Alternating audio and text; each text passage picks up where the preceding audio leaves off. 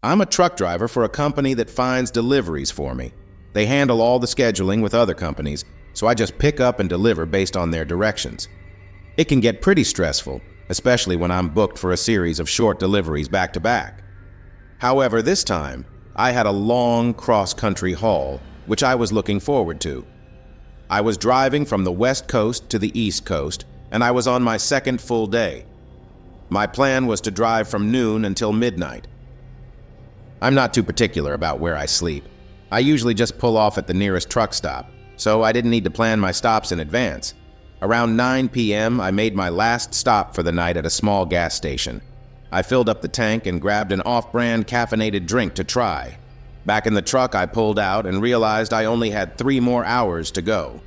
The roads were clear, so it should be a smooth drive. I switched on some country music and let my mind wander. It was around 11 p.m. when a sudden scratchy noise jolted me out of my thoughts. The radio, set to a channel used by other truckers for communication, had someone speaking through the static. I couldn't recall the last time I heard chatter on the radio at night. Looking in my mirrors, I saw no nearby trucks, and no one was in front of me. Before I could grab the walkie, the noise returned, and for a split second I heard a voice that sounded like it was saying either hello or help. There's a big difference between the two, and my heart raced. I quickly grabbed the radio and called out to see if someone needed assistance. I waited, holding the radio, listening to the soft buzz, feeling an unsettling tension building inside me. Suddenly, my headlights illuminated something on the road ahead. I slowed down, and when I saw that it wasn't moving, I pulled off to the side. A semi-truck was parked in the middle of the one-lane highway. This had to be the truck I heard over the radio. There were no other trucks around. The way it was parked was concerning, and I feared something might be wrong. Maybe the driver had a medical emergency. I stepped out and walked toward it, the night air quiet except for the grass rustling in the wind. I called out a few times but received no response. When I reached the door, which was open, my heart sank. Inside, no one was there. A jacket lay draped over the passenger seat, and a half-empty coffee cup sat in one of the cup holders. The radio dangled from the ceiling, but there were no signs of a struggle, just emptiness. It was as if the driver had vanished. I stepped back onto the road, looking around in all directions. The sound of the grass swaying became eerily unsettling. My heart pounded, and I decided it was best not to linger. I hurried back to my truck, notifying the police as I drove away. When they arrived, they found the truck still parked in the middle of the road, but the driver was nowhere to be seen. After investigating, they identified the driver and reported him as missing. They also discovered evidence of 3 other vehicles parked in the grass nearby, but I had seen none of them. The search for the missing driver was extensive, but no clues emerged. It's unlikely he'll ever be found. The thought that this could have happened to me if I'd been the first to arrive is haunting. Since that night, I've been hyper-aware of any sketchy situations, hoping to never encounter anything like that again. Story 2 by Diego.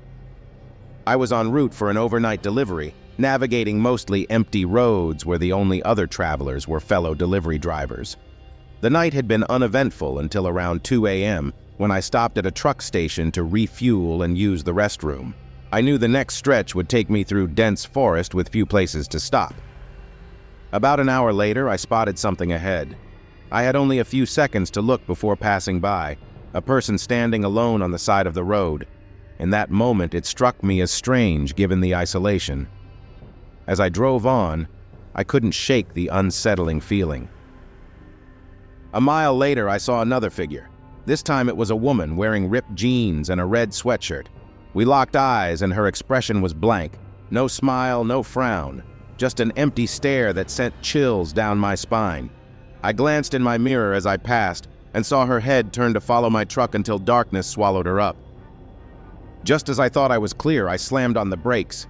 In the middle of the road lay a body face down. I couldn't tell if they were alive or not. There were no signs of an accident. My instincts screamed at me to check, but with 3 people in the area, I felt an overwhelming sense of danger. After a minute of hesitation, I shifted back into drive and carefully maneuvered around the body.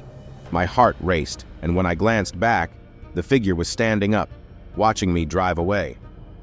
I was genuinely terrified, but I didn't see anyone else on the road after that. It felt like a setup, and I couldn't shake the thought of how many others might be hiding in the darkness, waiting for me to stop. I was driving from Omaha, Nebraska to Fargo, North Dakota, a regular route for me. I enjoy the drive through flat farmland with little traffic. I always stop at the same truck stop halfway, which is situated between two small towns in South Dakota. It's an unusually large stop that's usually empty. On this particular night, I arrived just after 1 a.m., but something felt off. The building was boarded up, the gas pumps were gone, and the lights were off. It was abandoned. Normally, I'd find a way to make it work, but for some reason, I didn't even consider staying there. I pulled back onto the highway, regretting my decision as fatigue set in. I managed just 15 minutes before pulling off onto the gravel beside the road. As I tried to stay awake, I heard a faint squeaking sound, like an old car's brakes behind my trailer. I leaned forward, straining to listen, and then I heard an engine humming. Confused, I hoped it was just a police car checking up on me. I peeked out the side mirror, but it wasn't a cop. Suddenly, I heard a voice calling, "Hey!" Panic surged through me. I turned the truck on, but it takes a moment to start up. I heard footsteps running toward me, and before I could drive off, someone yanked on the passenger door handle. Just as I began to accelerate, the figure jumped up and pressed their face against the window. The man looked to be in his 40s, with a bushy beard and a dark hoodie. He banged on the window as I sped away, shattering the glass. I glanced back, and he was rolling on the road, either from jumping off or losing his grip. I didn't look back again until I was far away. I called the police, but they were miles away. By the time they arrived, 35 minutes had passed, and all they found were shards of glass on the road. If he had been just a second quicker in breaking that window, he might have reached in and opened the door. I can only imagine what would have happened then. It's a lesson for everyone. If something feels off, don't hesitate. Every second could mean the difference between getting away or never returning.